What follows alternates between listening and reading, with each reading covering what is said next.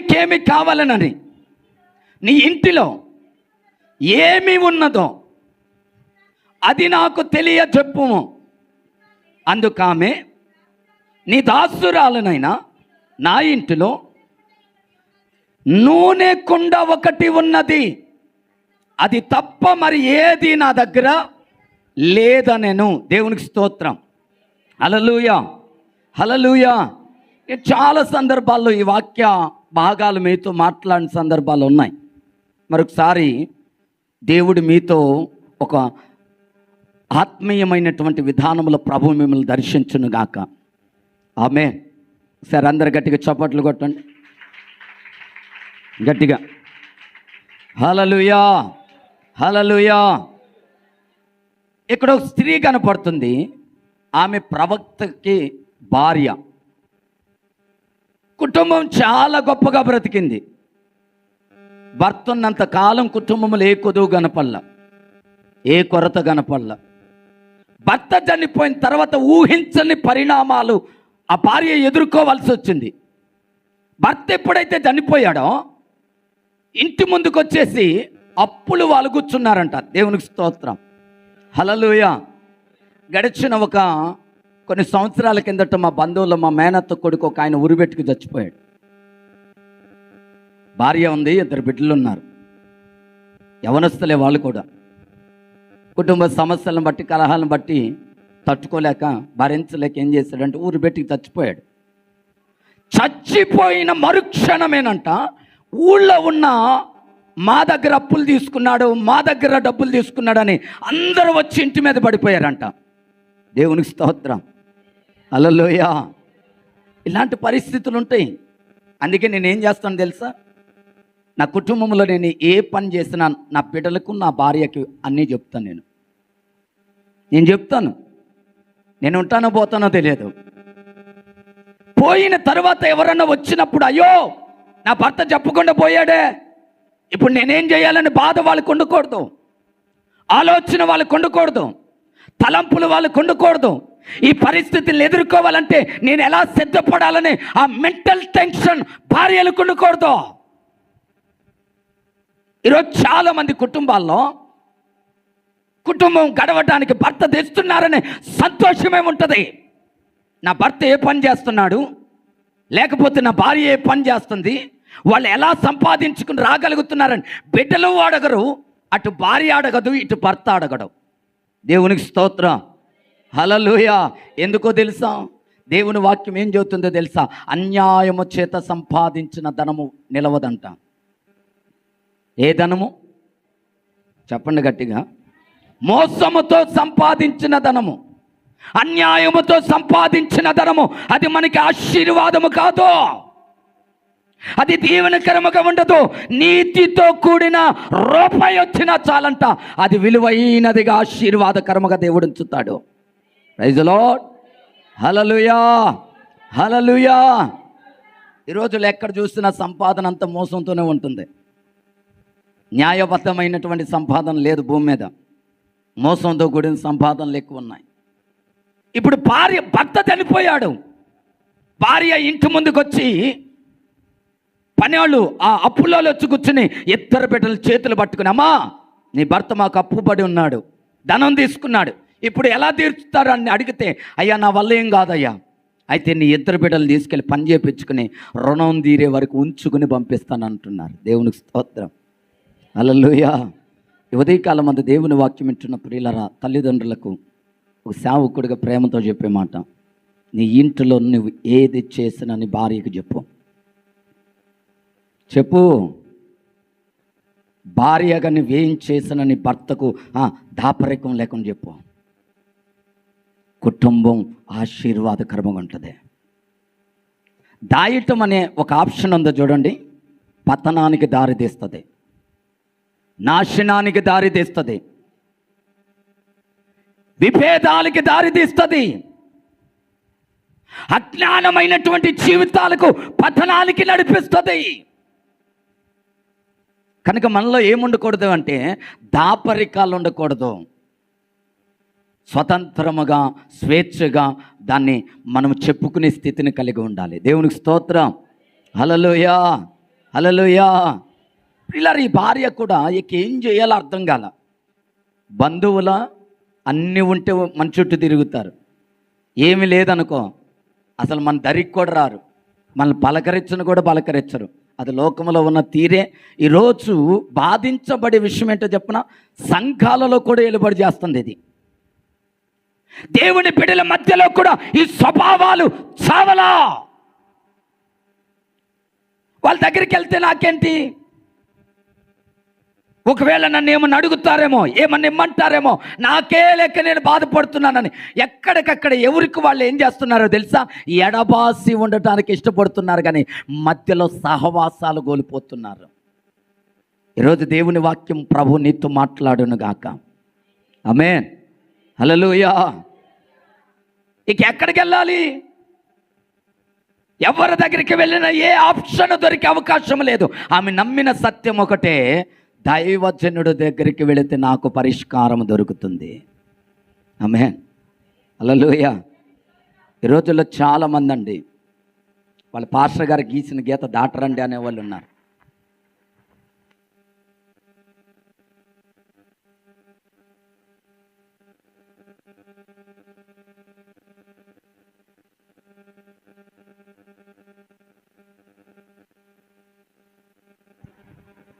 మచిలీపట్నంలో మనందరం ప్రార్థన చేసాం. సంవత్సర కాలంగా ఒక సహోదరి వెళ్ళిపోయింది కుటుంబాన్ని వదిలేసి.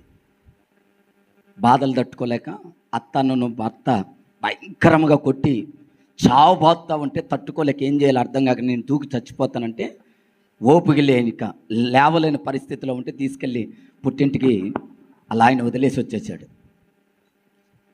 10వ నెలలో వెళ్ళిపోయింది. ప్రార్థన చేస్తున్నాం, ప్రభువా ఉన్నదే 2 కుటుంబాలు 3 కుటుంబాలు.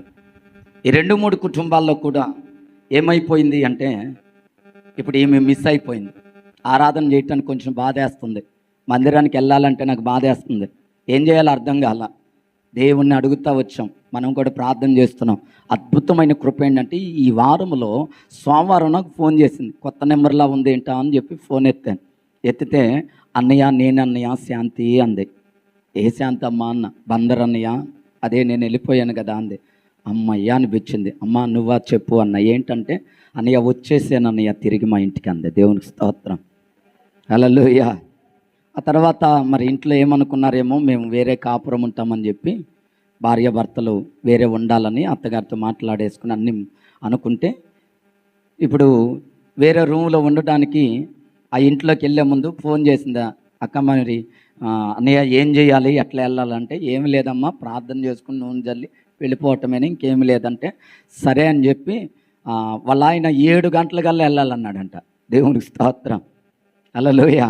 ఆ ముందు రోజు రాత్రి శుక్రవారం మేము వీడియో కాల్ డిస్కషన్ చేస్తూ ఉన్నాం. ఒక అంశాన్ని వాళ్ళకి చెప్పి దాన్ని డిస్కషన్ చేస్తూ ఉన్నాం.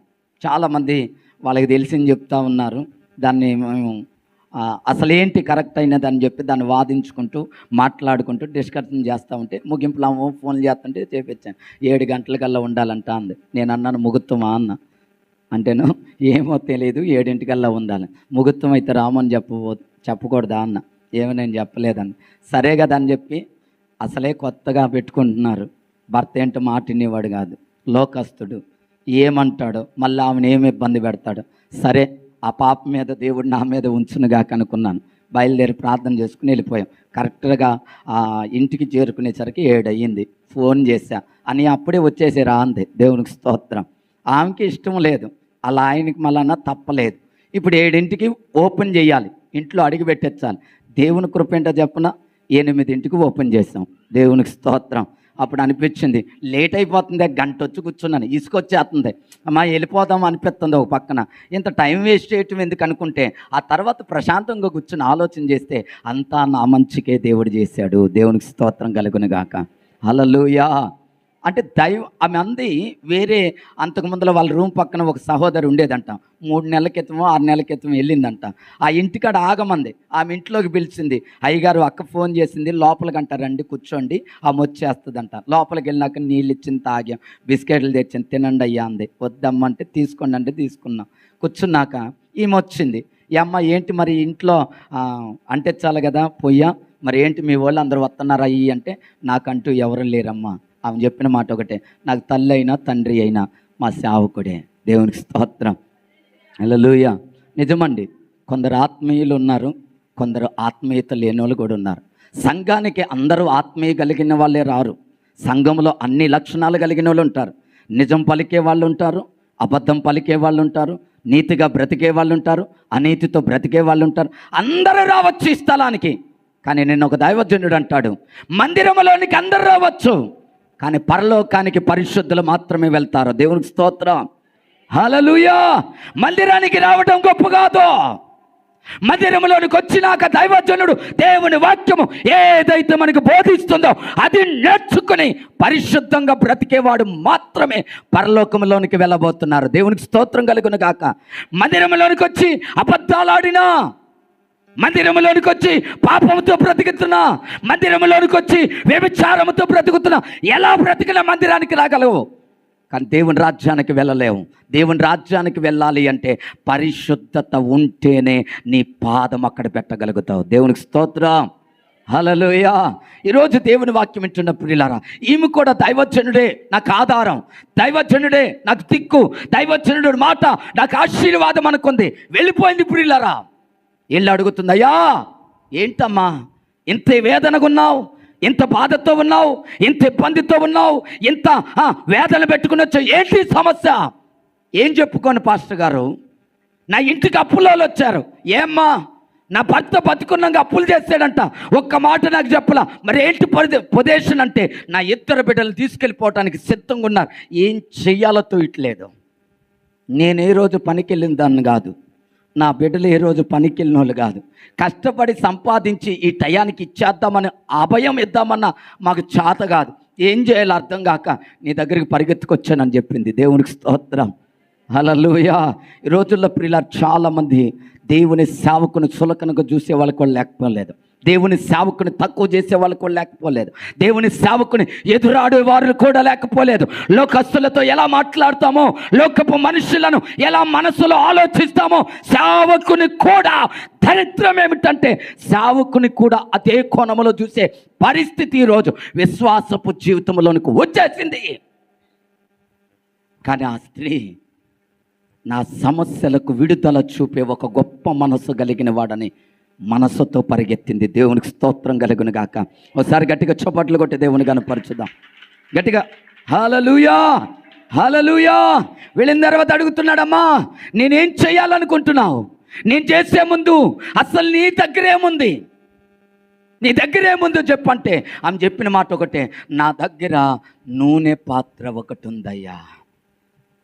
ఏ పాత్ర అయ్యా? కుస్తీ పడకండి. ఏ పాత్ర ఉంది? నూనె పాత్ర. నీ దగ్గరుందా? నీ దగ్గరుందా? నీ ఇంటిలో ఉందా? ప్రార్థనకు వస్తున్నావుగా, మందిరానికి వచ్చి వెళ్తున్నావుగా, వాక్యం విని వెళ్తున్నావుగా, పాటలు పాడి వెళ్తున్నావుగా, పరిచర్య చేసి వెళ్తున్నావుగా, మందిరము అవసరతల్లో కుప్పుళ్ళిప్పుతున్నావుగా, నీ ఇంటిలో ఉందా? నువ్వు మిగతా ఎన్ని చేసినా ఇది నీలో లేకపోతే వేస్ట్, ఉపయోగం లేని భక్తి, నామకార్థపు భక్తి, దేన్ని తట్టుకోలేని ఒక అల్పమైన విశ్వాసంతో కూడిన భక్తి. ఈరోజు చాలామంది మందిరానికి అయితే వస్తారు కానీ మనసు నిండా ప్రార్థన అయితే లేదండి. మందిరానికి వస్తే ఏం ఉపయోగం? నీ వ్యక్తిగత జీవితంలో, నీ కుటుంబ జీవితంలో, నీ భక్తి జీవితంలో మోకాలేసి ఒక అరగంట ప్రార్థన నీ బ్రతుకులో లేదు. ఇంట్లో ప్రార్థన లేదు, వ్యర్థమైనవి, పనికిరానివి, ఉపయోగం లేనివి ఎన్నో కాలవ్యాపన నీ కుటుంబంలో చేస్తున్నాయి, కానీ పని చేయగలిగినటువంటి ప్రార్థనని ఇంటిలో నిలుపుకోలేని పరిస్థితి. అమంటది, నా ఇంటిలో నూనె పాత్ర ఉంది. దేవునికి స్తోత్రం. హల్లెలూయా. ఆ పాత్ర ఎంత గొప్పదో తెలుసా? ఏ సమస్య వచ్చినా తట్టుకునేలా నిన్ను నిలబెడుతుంది, ఏ కష్టం వచ్చినా నిన్ను ఎదురాడేలా చేస్తుంది, ఎంతటి శ్రమలో నిన్ను కృంగతీస్తున్నా బలము పొందుకునేలా మారుస్తుంది. అంత బలమైన ప్రార్థన జీవితం ఆమెలో ఉంది. కానీ కొంతమందికి ప్రార్థన అయితే ఉంటుందండి, ఆ ప్రార్థన ఎలా సమస్యలకు ఆధారముగా దాన్ని ఉపయోగించుకోవాలో కొందరికి తెలియదు. ఏం పరిస్థితి కూడా ఇంతే.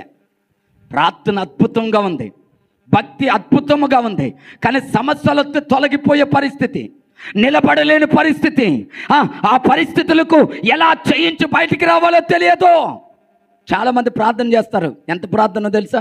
కొంతమంది ఏడ్చి ప్రార్థన చేస్తారు, కొంతమంది ఉపవాసం ఉండి ప్రార్థన చేస్తారు, కొంతమంది రోదన చేసి ప్రార్థన చేస్తారు. కానీ వారిలో ఏముండదో తెలుసా?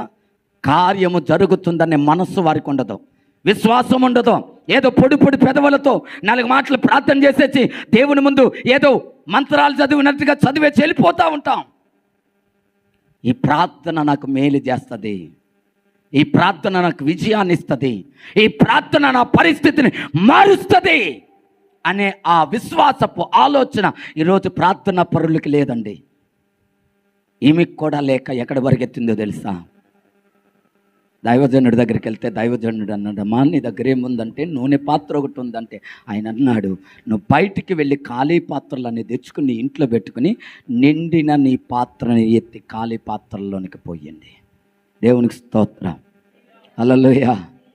నిజంగా మీలో ఎంతమంది నిండిన వాళ్ళు ఉన్నారు? కుటుంబానికి నిండిన వ్యక్తి ఒక్క వ్యక్తి ఉన్నా చాలండి. కుటుంబం అంతటిని ప్రభు వైపు లాక్కరాగలిగిన సామర్థ్యాన్ని దేవుడు నీకు ఇస్తాడు. ముందు నీ హృదయం నిండాలి, నీ పాత్ర నిండాలి, నీ భక్తి నింపబడాలి. వ్యర్థమైన మాటలతో కాదు, నీ పట్టుదల, నీ రోషము, నీ తెగింపు ప్రార్థనలో కనపడాలి. వాటిలో కనపడితే ఏమవుతుందో తెలుసా? నువ్వు అనుకున్న దానికంటే, కావలసిన దానికంటే అత్యధికముగా దేవుడు నీకు మేలు చేయగలిగిన వాడు. ప్రైజ్ ది లార్డ్, హల్లెలూయా. ఈరోజు చాలామందిలో లేదండి, అన్నిటికీ టైం ఇస్తాం కానీ ప్రార్థన చేయడానికి టైం ఉండదు. శరీరాలు సుఖపెడుతున్నాం, వేటినమ్మా శరీరాలు సుఖపట్టుకుంటున్నాం అంతే, ప్రార్థన చేయట్లా. 5 దీపాలు ఆరిపోతుంటే వెలిగించబడిన వాళ్ళ దగ్గరికి వెళ్ళి అడుక్కున్నారంట, మా దీపాలు ఆరిపోతున్నాయి, మా బతుకు చల్లారిపోతుంది, మేము వెలగాలనుకుంటున్నాం, మాకు సహాయం చేయమని చెప్పి వెలిగే వాళ్ళ దగ్గరికి వెళ్తే అన్నారంట, టైం దాటిపోయింది, చివరి దశకు వచ్చేసాం, ఇప్పుడు ఇచ్చే పరిస్థితి కాదు, వెళ్ళి ఎక్కడన్నా దొరికిద్దేమో సంపాదించుకోండి అన్నారు. ఈ 5 ఊరంతా బడి తిరుగుతున్నారంట. అర్ధరాత్రి ఎక్కడ కొట్టుంటే అక్కడ కొనుక్కుందామని చెప్పి నూనె కోసం ప్రాకులాడుతున్నారు, వెతుకులాడుతున్నారు. ఎక్కడ మందిరము ద్వారాలు తెరిచుంటే ఆ మందిరములోనికి వెళ్ళి రోదన చేసి రొమ్ము కొట్టుకుని ఏడ్చి విలపించి అంగలార్చి దేవునికి మొరుపెట్టుకుందాం, పరమునకు మనల్ని చేర్చుకునేలా సిద్ధపడదామని చెప్పి వారి హృదయాలు ఖాళీగా, వారి దీపాలు ఆరిపోతూ ఉంటే ప్రయాసపడటానికి ఇష్టపడ్డారు. అవకాశం దాటిపోయింది. నిండిన హృదయాలతో ఉన్న దీపాలు వెలిగించబడుతున్న 5 యేసయ్య వెంట వెళ్ళిపోయారు. దేవునికి స్తోత్రం కలుగును గాక, హల్లెలూయా. నీ హృదయం నిండి ఉండకపోతే, నీ హృదయం నింపబడకపోతే దేవుని రాజ్యంలో నీకు స్థానం ఉండదు బిడ్డలారా. ఇక నుండి నువ్వు బతకాల్సింది దేనికోసమో తెలుసా? నేను ఎలా తినాలి, ఎలా సంపాదించుకోవాలని కాదమ్మా. వెళ్ళరా, ఆ గడియలు అయిపోయినాయి, ఆ టైం అయిపోయింది. దేవుని కొరకు ఏ కష్టం వచ్చినా ఎలా నిలబడాలని ఇక నుంచి ప్రాకులాడు, ప్రయాసపడు, దేవుని కొరకు నిలబడటానికి సిద్ధపడు, దేవుని కొరకు ప్రాకులాడటానికి సిద్ధపడు. ఆషామాష కాదు. ఇక్కడ నువ్వు ఎలా ఎగతాళిగా దేవుని పనిలో, దేవుని విధానంలో బ్రతుకుతావో రేపు దేవుడేమి ఎక్కిరించబడడో. నువ్వేది విత్తుతున్నావు అదే కోపిస్తాడు నీతో అక్కడ. దేవునికి స్తోత్రం, హల్లెలూయా, హల్లెలూయా. కళ్ళెదరి చెప్పండి ఒకసారి, అందరూ గట్టిగా చెప్పండి, గట్టిగా, హల్లెలూయా, హల్లెలూయా, హల్లెలూయా. ఇక్కడ సరిపోద్ది, ఇక్కడ సరిపోద్ది, కానీ దేవునికి సరిపోదు. జాగ్రత్త. చాలామంది, నేను చెప్తున్నా సీరియస్గా, చాలామంది అండి దేవునికి తలెగరేస్తూ బ్రతుకుతున్నారు. దేవుని భయం లేదు. మందిరానికి సమయానికి దేవునితో ఉండటానికి వస్తే నీ హృదయం నిండిద్ది. ఏదో వెళ్ళొద్దామన్నట్టుగా అఫీషియల్గా వద్దాము అనుకుంటే నీ హృదయం ఖాళీగానే ఉంటుంది. ఖాళీ హృదయాలు కాదుగా దేవునికి కావాల్సింది.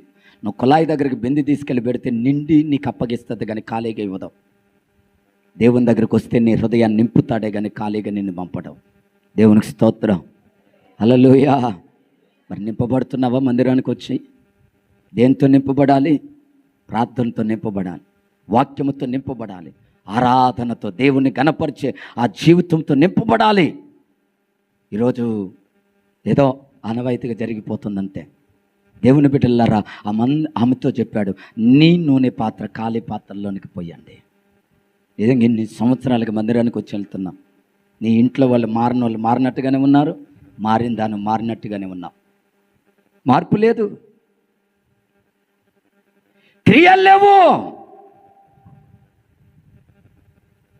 చల్లారిపోతున్న జీవితాలు మనవి. ఒకవేళ నీవు గనుక దేవుని వాక్యముతో నిండి నడిపించబడితే నీ ఇల్లంతా కూడా ఎంత అద్భుతంగా ఉంటుందో తెలుసా? నీకు కొదువు లేకుండా దేవుడు సమృద్ధిగా నీ ఇంట్లో పెడతాడు. హల్లెలూయా. సరే గట్టిగా చప్పట్లు కొడదామా? గట్టిగా హల్లెలూయా. నువ్వు నిండితే అన్ని పాత్రలు నింపగలుగుతావు. నువ్వు వెలిగించబడితే మిగతా వాళ్ళని వెలిగిస్తావు. నువ్వు నిండకుండా, నీ హృదయంలో అనుభవాలు లేకుండా మరొక వ్యక్తికి నువ్వు అలా నిలబడలేవు. నా భయం అదేనండి, మా బాధ అదే. రేపటి రోజు పరిస్థితులు ఏ విధంగా ఉంటాయో, ఏదో వస్తున్నాం వెళ్తున్నాం అన్నట్టుగా ఈ రోజుకి చాలామంది అండి బైబిల్ చదివే వాళ్ళు ఇక్కడ 300 మంది ఉన్నారు, కానీ ప్రతిరోజు బైబిల్ చదవరు. ఏం చదవరు అమ్మా? ఎవరొస్తున్నారా? బైబిల్ చదివారా? మనకి అవసరం లేదండి బైబిల్తో. అడగంగానే పడేసేయాలంతే. ఆయన ఏం చేయాలి? మనకి ఏదైనా కోరిక కావాలంటే, ఏదైనా అవసరత కావాలంటే వెళ్ళి ఆయన ముందుకెళ్ళి, ప్రభువా నాకు ఇచ్చేయి అనగానే ఆయన ఇచ్చేయాలి. అంతే, ఇక ఏం అక్కర్లా. ఆయన ఎందుకండి ఉంది? ఆ వీడియోలో ఆయన అంటాడు, అంటే మీ దేవునికి ఇస్తే ఇస్తాడా? ఏంటంట? మీ దేవునికి ఇస్తేనే ఇస్తాడా, లేకపోతే ఇవ్వడా? వాళ్ళ ప్రశ్నలో వాక్యం చదివితే మనకు అర్థమవుతుంది. వాక్యమా? పొరపాటున బైబిల్ తెరం, ఈ ఆదివారం ఆమెనన్న తర్వాత ఇంటికి వెళ్ళిపోద్ది. ఇంతే. దీనికి ఒక ప్లేస్ సెట్ చేసేస్తాం. దేనికి? ఇటు ఇటు ఇటు ఏడాడ కొట్టుకుంటున్నారు చాలామంది. ఏడ పెడతాం దీన్ని? ఎక్కడ పెట్టేది ఇది? మధ్య ఈ బైబిల్ నడిచేటప్పుడు పక్కనున్నా కూడా ఏమాత్రం భయం ఉండట్లేదండి. అట్లాగే తన్నుకుంటూ వెళ్ళిపోయేవాళ్ళు కొందరు, దాటుకుంటూ వెళ్ళిపోయేవాళ్ళు కొందరు. సులకనైపోయింది ఇది జనాలకి. ఏమైపోయింది? ఇదే గ్రంథం అమ్మా? ఏ గ్రంథం ఇది? ఎక్కడ పెడుతున్నా? నువ్వు తిరిగే దుమ్ము పడే దగ్గర. ఆదివారం వచ్చేటప్పుడు కొంతమంది, అమ్మో నా బైబిల్ బూజు పట్టేసింది, దుమ్ము పట్టేసింది, దులుపుకుని వచ్చేవాళ్ళు కొందరు. మన జీవితం కూడా అట్టకు పట్టేసింది, బూజు దులుపు. బైబిల్కే కాదు, మనకు పట్టింది కనుకనే బైబిల్కి కూడా పడుతుంది. మనకు తులుపుకుంటే బైబిల్కి బూజు పట్టనివ్వకుండా నిగనగిన లాడేలాగా కాపాడుకుంటూ ముందుకు వెళ్తాము. దేవునికి స్తోత్రం. హల్లెలూయా. ఇకనే ఉండండి, చదవండి, చదవండి తల్లులారా, బైబిల్ చదవండి. కాల్చేస్తారు, ఏం లేదు, కాల్చేస్తారంతే. గడగడ వణుకొచ్చేస్తే వాళ్ళు వచ్చి ముందు నుంచున్నప్పుడు. షివరింగ్ వచ్చేస్తే ఏమీ లేదు. వాడు రాని అడ్డతిడ్డాలుగా సమాధానం చెప్తానంటే నీకంటే ఇన్ని చదివేసిన వాళ్ళు, నీకంటే 7 చదివిన వాళ్ళు. మనకే తిక్క అనుకుంటే మనకంటే తిక్క ఎక్కువ. దేవునికి స్తోత్రం. హల్లెలూయా. మనం చెప్పే అడ్డమైన సమాధానాలు వాళ్ళు వినరు. వాళ్ళు వాక్యాన్నే చూపిస్తారు, నిన్ను కూడా వాక్యమే చూపించమంటారు. అంతే. చూపించలేదనుకో, మీరు వెళ్తున్నారు వస్తున్నారు అంతే. ఇందులో అసలు ఏముందో ఈ రోజుకి మహా పండితులకి అర్థం కాక కొట్టుకు చేస్తున్నారు. దేవునికి స్తోత్రం, హల్లెలూయా. దేవుని వాక్యం చదవండి, దేవుని వాక్యంతో నింపుకోండి. ఆమె హృదయం ప్రియులారా దేవుని సన్నిధిలో ప్రార్థనతో నింపుకుందంట.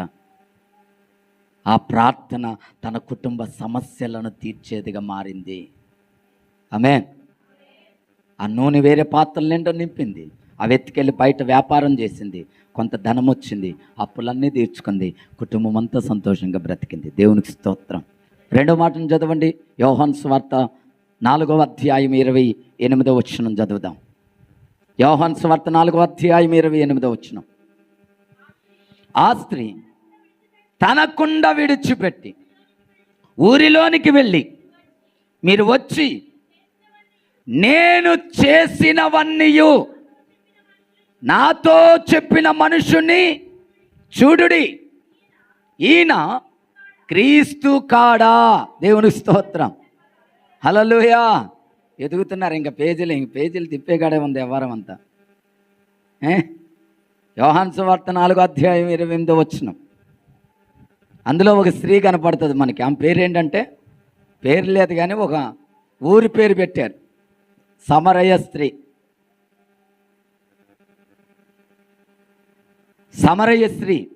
సమరయ ప్రాంతానికి చెందిన స్త్రీ. ఆమె మధ్యాహ్నం పూట వెళ్ళేదంట నీళ్ళు తోడుకోవడానికి. పగలెళ్దాం, పొద్దున్న వెళ్దాం, సాయంత్రం వెళ్దాం. ప్రతిరోజు మధ్యాహ్నం వెళ్ళేది ఊరి చివరున్న బావి దగ్గరికి. ఎందుకని అంటే ఆమె జీవితం పాపపు జీవితం, వ్యభిచారములో మునిగిపోతున్న జీవితం.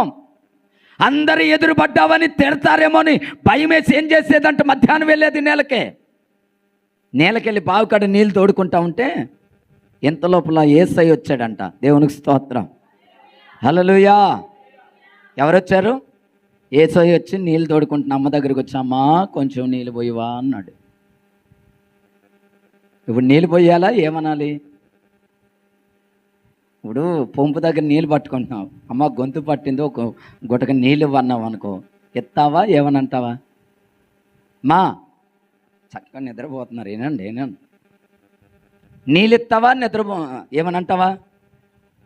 అయిలారా నీళ్ళు అడిగాము, నీళ్ళు ఇస్తావా లేకపోతే ఇంకోటి ఏదైనా మాట్లాడతావా? ఇప్పుడు ఏమి అడిగాడు యేసయ్య? నీళ్ళు ఇవ్వమ్మ దాహానికి అన్నాడు. ఈమెం చెప్పింది? యూదుడవైనా కొంతమందిలో ఈ చమత్కారాలు పోవో. ఏ చమత్కారాలు?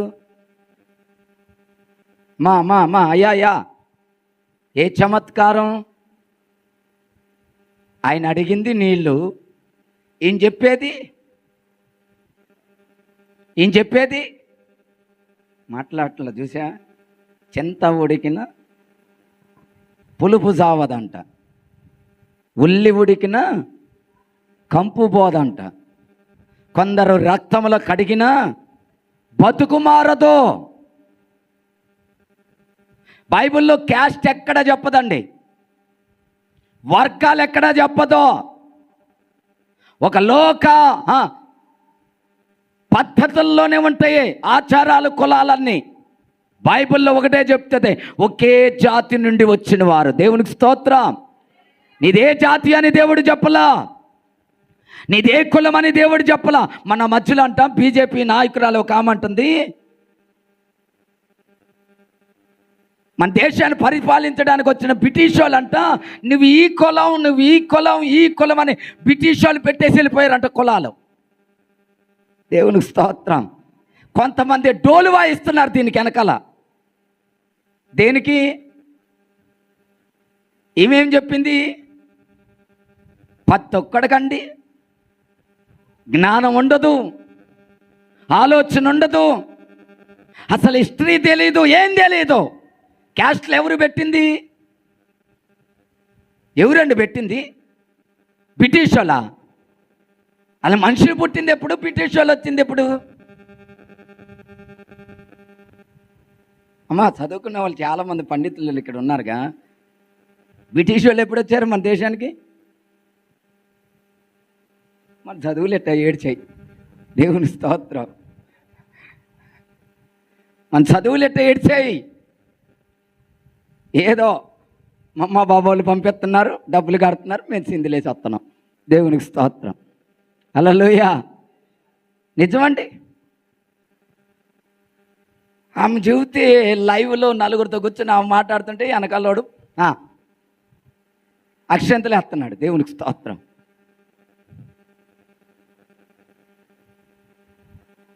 శూద్రులు, ఆర్యులు, ద్రావిడులు వీళ్ళందరిని ఎక్కడి నుండి వచ్చారని చెప్పుకొచ్చారు. ఒకడు తల్లో నుండి వచ్చారన్నారు, ఒకడు భుజాల నుండి వచ్చారన్నారు, ఒకరు ఉదరంలో నుండి వచ్చారన్నారు, ఒకరు కాలల్లో నుండి వచ్చారన్నారు. పేర్లు పెట్టింది ఎవరు? వీడి పేర్లు పెట్టింది ఎవరండి? అమ్మా దేవునికి స్తోత్రం. మనం అక్కడి నుండి వచ్చాం, కానీ అది వేదాలు ఎన్నో కూడా కొంతమందికి తెలియదు. ప్రతి ఒక్కడు మైకిచ్చుకుని వాగేస్తారంతే, రోడ్ల మీదకి వచ్చి వాగేస్తారంతే. వేదాలు ఎన్ని ఉన్నాయో కూడా తెలీదు. కానీ రయ్యమని కాలు చూసి మాట్లాడటంలో మాత్రం దిట్ట. దేవునికి స్తోత్రం. హల్లెలూయా. ఇక్కడ యేసయ్య ఆమె దగ్గరకు వచ్చి ఏమడిగాడు? అమ్మా యవనస్తులారా, పిల్లల్లారా, అయ్యోయ్, యేసయ్య ఏమడిగాడు? అమ్మా కొంచెం దాహానికి. ఏమేమంటుంది? సంఘాలలో దేవుని బిడ్డల్లో చావాలి, చావకపోతే నేను చంపుతాడు. అక్కడ ఎక్కడ చావో అక్కడ చంపుతాడు. చావాలి. ఆ స్త్రీ ఆ కొండను విడిచిపెట్టింది. ఏ కొండ? హృదయంలో ఉన్న కులం అనే కొండ వదిలేసింది. హృదయంలో ఉన్న పాపం అనే కొండ వదిలేసింది. హృదయంలో ఉన్న వ్యభిచారం అనే కొండ వదిలేసింది. లోకపరమైన కొండను వదిలేసింది, పాత్రను వదిలేసింది. యేసయ్య మాటలతో నింపబడిన ఆ హృదయాన్ని నింపుకుని ఊర్లోకి పరిగెత్తుకుంటూ పోయిందంట. గట్టిగా చప్పట్లు కొట్టి దేవుని కనపరచుదాం. గట్టిగా హల్లెలూయా, హల్లెలూయా. యేసయ్య మాటలతో నిండిన హృదయముతో ఊరిలోనికి వెళ్ళి ప్రజలందరిని పిలిచేయమంటుందో తెలుసా? నేను చేసినవన్నీ నాతో చెప్పిన ఆ మనుష్యుని వచ్చి చూడండి. ఎవరు చేసినవి చెప్పండి. మనం విన్నా చేయని, పక్కనోడి మాత్రం ప్రింటింగ్ లాగా చెప్తాం. పక్కనోళ్ళు చెప్పటంలో మనకి ఎంత ఆనందమో, పక్కనోళ్ళ గురించి మాట్లాడుకోవటంలో ఎంత సంతోషమో. మనం ఏం చేస్తామో చెప్పం, కానీ ఈ స్త్రీ ఏం చెప్తుందో తెలుసా? మొహమాటము లేదు, భయము లేదు, పిరికితనము లేదు, ఏ మాత్రము దడిగిన జీవితంతో దేవుని మాటలు నింపుకొని లోకములోనికి వెళ్ళి అంటుంది, నేను చేసినవే. నా జీవితం మీకు తెలుసు, నా బతుకు మీకు తెలుసు, నా ప్రవర్తన మీకు తెలుసు, నా జీవన విధానం మీకు తెలుసు. ఆ తెలిసినవన్నీ ఇంతవరకు చూడని ఒక వ్యక్తి చెప్పాడు. ఆయన ఎవరో తెలుసా? ఆయన క్రీస్తు కాడా. చాలామంది మందిరానికి వచ్చినప్పుడు వాక్యం చెబుతుంటే పాస్టర్ గారిని ఎన్ని తిట్టుకుంటామో. ఎందుకు వాక్యం వినేటప్పుడు పాస్టర్ గారిని తిట్టుకుంటాం? ఎందుకు? అమ్మో తిట్టమా? చాలా వందనాలు మీ అందరికీ. తిట్టని వాళ్ళందరికీ వందనాలు, తిట్టిన వాళ్ళకి వందనాలు. దేవునికి స్తోత్రం. హల్లెలూయా. పాస్టర్ గారు చూసాము, మా గురించే చెబుతున్నాడు. ఆయనకు ఉంటారులే మీడియేటర్లు కొంతమంది, ఆయన అనుచరులు కొంతమంది ఉంటారు. మాకు అదే పనే. మన విజయప్రసాద్ రెడ్డి గారని ఓ దైవజనుడు, ఒక ఆయనంట స్వస్థతలు చేస్తానని చెప్పి ప్రకటనలు చేస్తూ ఉంటే ఈయన ఎన్ని చెప్పినా ఇంటలేదంట వీళ్ళ విశ్వాసులు. కొంతమంది యవనస్తులు ఏం చేశారంటే, సరే ఆయన ప్రకటన చేస్తున్నారు అంటున్నారుగా, బాగు చేస్తాను అంటున్నారుగా, అందులో ఒక అవుట్ కాలు ఉందంట. అంటే ఈ కాలు సరిగ్గా ఉండదు, ఈ కాలు నార్మల్గా ఉంటుంది. అవుడు కాలు కలిగిన వ్యక్తిని తీసుకుని ఒక 5-6 యవనస్తులు తీసుకుని వెళ్ళి పాస్టర్ గారి దగ్గరికి వెళ్ళిరండి, ప్రార్థన చెప్పిండి.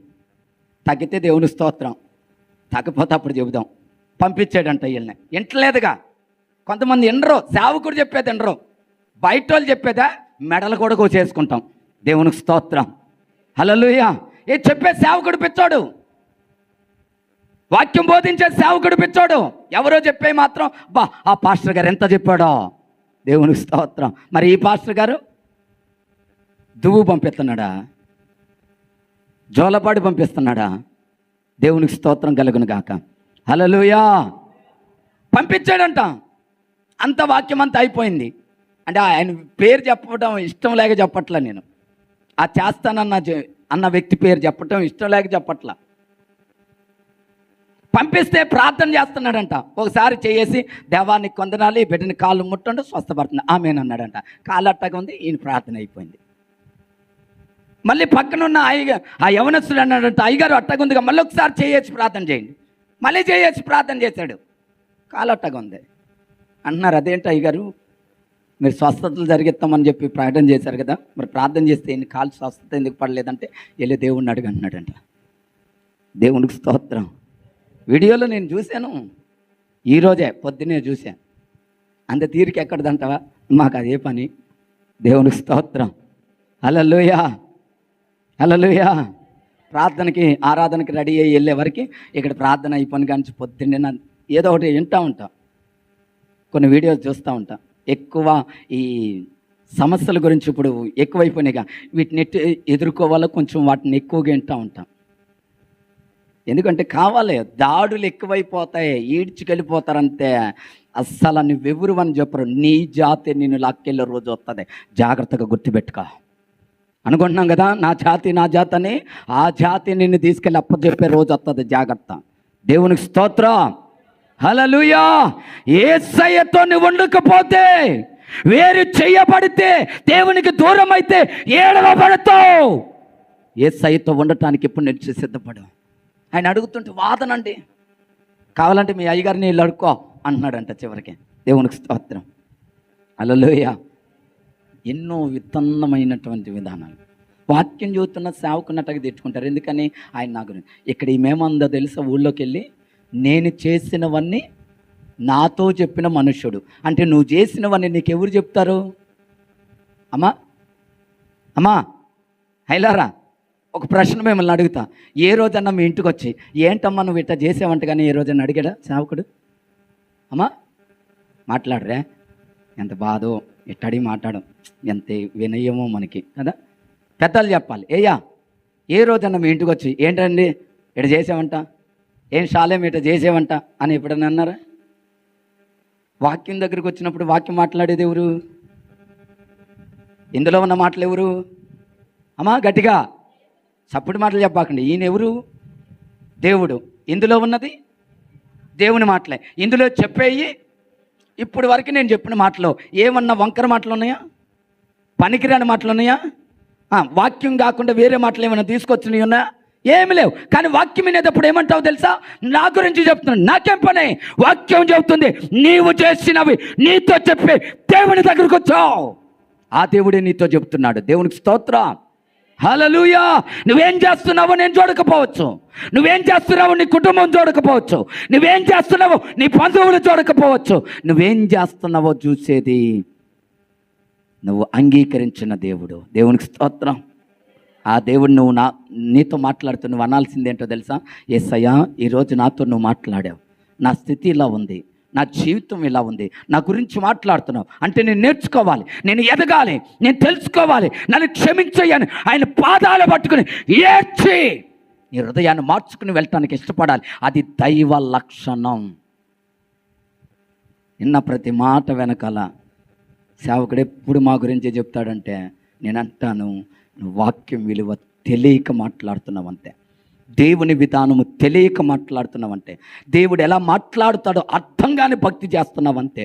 ఈరోజు దేవుడు నీతో మాట్లాడుతున్నాడు. ప్రియులారా, నీ జీవితం ఎలా ఉందో, నీ హృదయం ఎలా ఉందో దేవునికి కనపడుతుంది. అందుకే దేవుడు చెప్తున్నాడు, ఆ మెల్లంటది నేను చేసినవన్నీ నాతో చెప్పిన మనుషుల్ని ఊరినే మార్చిందండి. ఒక్క వ్యక్తి. ప్రైజ్లో ప్రైజ్లో ఎవరిని పెట్టుకుంది లోపల? ఎప్పుడన్నా ఊరు అసలు బావుకాడికి వెళ్తానికే భయపడినామి, నీళ్ళు తెచ్చుకుంటాకే భయపడినామి. ఇప్పుడు ఎక్కడికి వెళ్ళిపోయింది? ఊరి మధ్యలోనికి వెళ్ళి ఊరందరిని పిలిచి అంటుంది, నేను చేసినవన్నీ నాతో చెప్పిన మనుషుడు ఉన్నాడు రండి, ఆయన క్రీస్తు కాడా, యేసయ్య కాడా? సవాలు విసురుతుంది. నేను చేసినవి నాకు చెప్పాడు, నేను ఎలా ఉంటున్నానో నాకు చెప్పాడు. వెళ్ళి భర్తను తీసుకురామన్నాడు. భర్త లేడయ్యన్న, నిజమే చెప్పుతివి, ఇప్పుడున్నవాడు కూడా నీవాడు కాదంతే అన్నాడు. నీకు 5 పెనిమిట్లు అన్నాడు. దేవునికి స్తోత్రం. ఎవరికి తెలుసు నాకు 5 ఉన్నట్టు? ఎవరు చూశారు నన్ను? ఈరోజు ఈ సమరే పట్టణంలో ఎవరో ఆ మాట అనలా, కానీ ఎవరో ఒక ఆయన అన్నాడు. ఆయనను నేను గుర్తించింది ఒకటే, ఆయన క్రీస్తు కాడా. దేవునికి స్తోత్రం. హృదయంలో ఉన్నది చెప్పేవాడు దేవుడు, మనుషుని చూసి చెప్పేవాడు మనుష్యుడు. ఈరోజు నీ హృదయంలో ఉన్నదేంటో ప్రభువు నీకు చెప్తున్నాడు. ఒక దేవుని కలిగిన వ్యక్తిగా నువ్వు అంగీకరించగలిగితే దేవుని రాజ్యాన్ని స్వతంత్రించుకుందువు గాక. ఒకవేళ అంగీకరించకుండా వ్యసనపడ్డావా, సనుక్కున్నావా, చిన్నబుచ్చుకుంటూ వెళ్ళిపోతున్నావా, ప్రమాదంలో ఉన్నావు. జాగ్రత్త. అది ఇప్పుడు అర్థం కాకపోవచ్చు. ఒకరోజు దేవుడు తీర్పులో నిన్ను అడుగుతాడు. పలానా రోజు నేను మాట్లాడుతుంటే, పలానా రోజు నేను హెచ్చరిస్తూ ఉంటే, పలానా రోజు నీకు తెలియజేస్తూ ఉంటే వినట్టుగా, తుంచేసినట్టుగా, చేదరించుకున్నట్టుగా, చిన్నబుచ్చుకున్నట్టుగా నా సన్నిధిలో కూర్చుని ఇలా నువ్వు ప్రవర్తించుట నేను చూశాను అని దేవుడు నీతో మాట్లాడే రోజు ఒక రోజు రాబోతుంది. జాగ్రత్త. ఆ దేవుడు నిన్ను హెచ్చరించకముందే ఈరోజు ప్రభు అంటాడు, నీ హృదయము దేవునితో నింపబడిన హృదయముగా ఉండునుగాక. ఆమేన్. అందుకే దావీదు అంటాడు 23:4 వచనములు అంటాడు, ప్రియులారా, 23వ కీర్తనలో, నా శత్రువుల ఎదుట నాకు భోజనము సిద్ధపరచుదువు, నూనెతో నా తల అంటి ఉన్నావు, నా గిన్నె నిండి పొంగి పొర్లుచున్నది. ఏమవుతుందంటే నన్ను గిన్నె నిండి పొంగి పొర్లుచున్నది. 3 అనుభవాలు. 1 గిన్నె, 2 నిండుతుంది, నిండింది పొంగుతుంది. యేసయ్య కొరకు వచ్చాం, యేసయ్యని పెట్టుకున్నావు. ఆ పెట్టుకున్న ఆ హృదయంలో నుండి యేసయ్య నీలో నుండి నలుగురికి బయటికి వెళ్ళాలి, నలుగురికి చెప్పాలి. ఊరకనే కాదు, నువ్వు వచ్చి కూర్చుని వెళ్ళిపోవడానికి కాదు ఆరాధన అంటే. మందిరం అంటే ఏదో నీ అవసరాల కోసం ప్రార్థన చేసేది ఆరాధన కాదు. ఆరాధన అంటే ఏంటో తెలుసా? నీకు దేవునికి సన్నిహితమైన సంబంధాన్ని పెంచుకోవడానికి వచ్చేదే ఆరాధన. అవసరతలు అంటావా? నువ్వు నీ కనెక్షన్ దేవునితో పెరిగే కొద్దీ నీ అవసరతలను దేవుడు తీరుస్తాడు, నీ అక్కరతలను తీరుస్తాడు, నీ ఇబ్బందులను దేవుడు తీరుస్తాడు. ఆయనకు అన్నీ తెలుసు, అన్నీ మనకు కావాల్సినవన్నీ ఇచ్చేశాడు.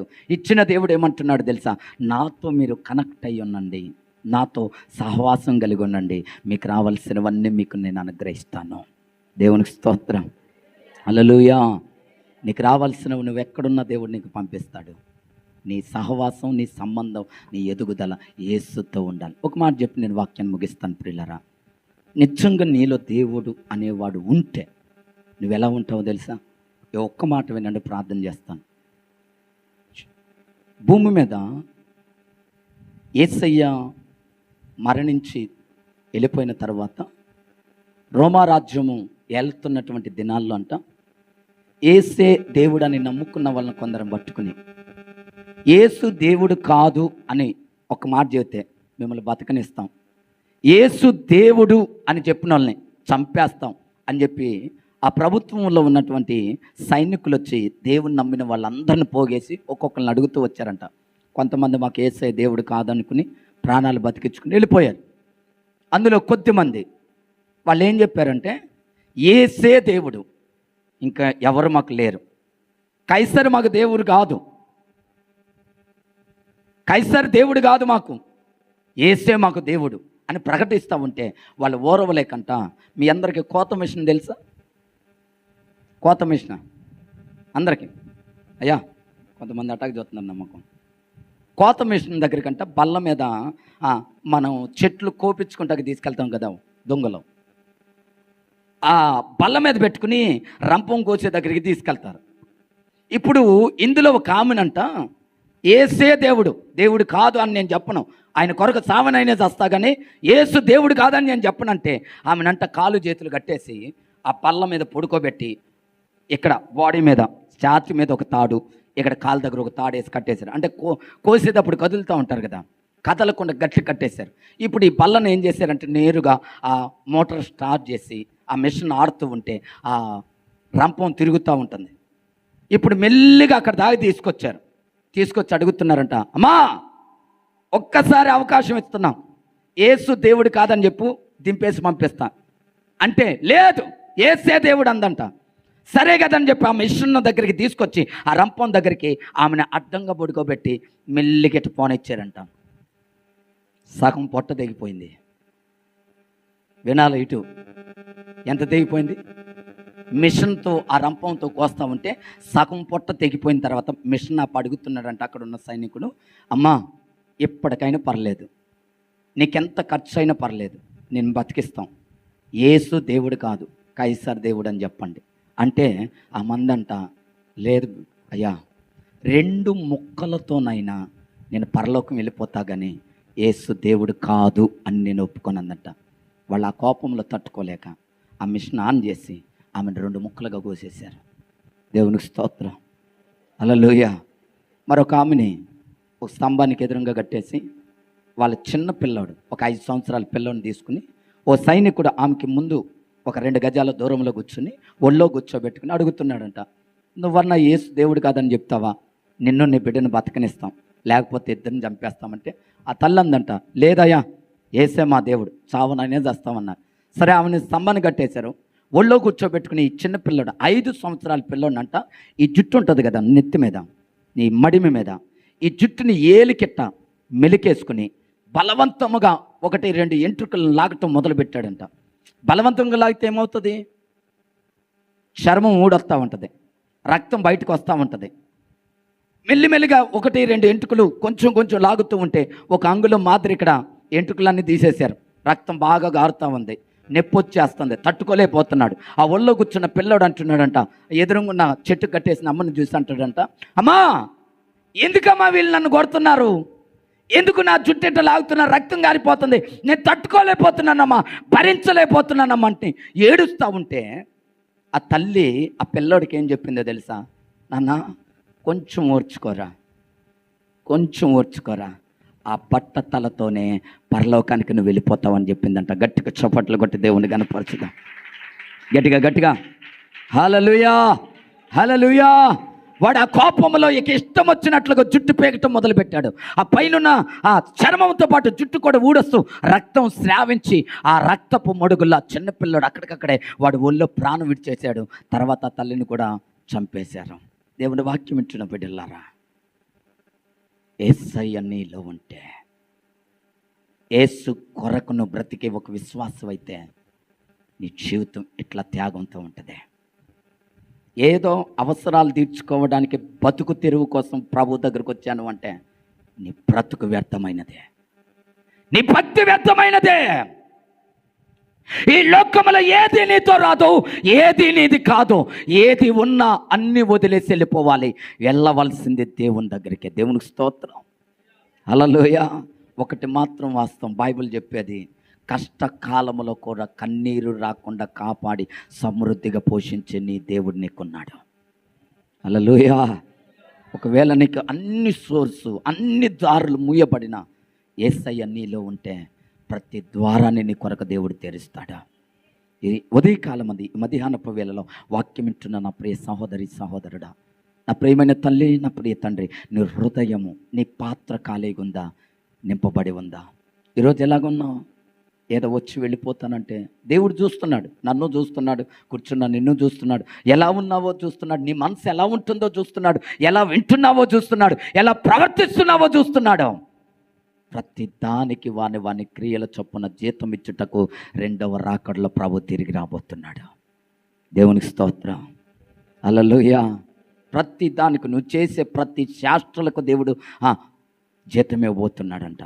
ఆ జీతము ఆశీర్వాదకరమైనదైతే పరలోకంలో ఉంటాం, శాపకరమైనదైతే ఆయన చేత వెలివేయబడి నిత్య నరకంలోనికి వెళ్ళిపోతాం. నిత్య నరకము శ్రేష్టమైనదా, నిత్య పరలోకము శ్రేష్టమైనదా? ఈరోజు తేల్చుకోవాల్సిన అవసరత నీ జీవితంలో ఉంది. ఏదో వచ్చాము వెళ్తున్నాం, వద్దు బిడ్డ, ఇంతవరకు బ్రతికిన బ్రతుకు వేరు. ఇక నుండి ప్రభు కొరకు నమ్మకంగా బ్రతుకు. నీ హృదయాన్ని యేసయ్యను నిండా నింపుకో. ప్రభు కొరకు ప్రయాసపడు, ప్రాకులాడు, పరిగెత్తు, ఆసక్తితో, ఆరాటంతో, పట్టుదలతో. రోషము కలిగిన బిడ్డగా దేవుని కొరకు ప్రయాసపడు. నా యేసయ్య నిన్ను ఆదుకునే దేవుడిగా నీతో ఉండబోతున్నాడు. హల్లెలూయా. దయచేసి అందరం లేచి నిలబడదామా, కళ్ళు మూసుకుని ప్రార్థన చేద్దాం. ఈ ఉదయకాలం మందు దేవుని వాక్యం ఇచ్చున్న నా ప్రియ సహోదరి, నా ప్రియ సహోదరుడా, ఎలా ఉంది ఈరోజు నీ జీవితం? నీ మనస్సు ఎలా ఉంది? ఒక్క నిమిషం దేవునికి ప్రార్థన చేద్దామా? ఒక్క నిమిషం దేవునికి మొరపెడదామా? అందరం లేచి నిలబడదాం, కళ్ళు మూసుకొని. ప్రతి ఒక్కరు కూడా మీ బైబిల్ కింద పెట్టండి, మీ బైబిల్ పక్కన పెట్టి రెండు చేతులు ఎత్తి యేసయ్య నేను చూస్తాను.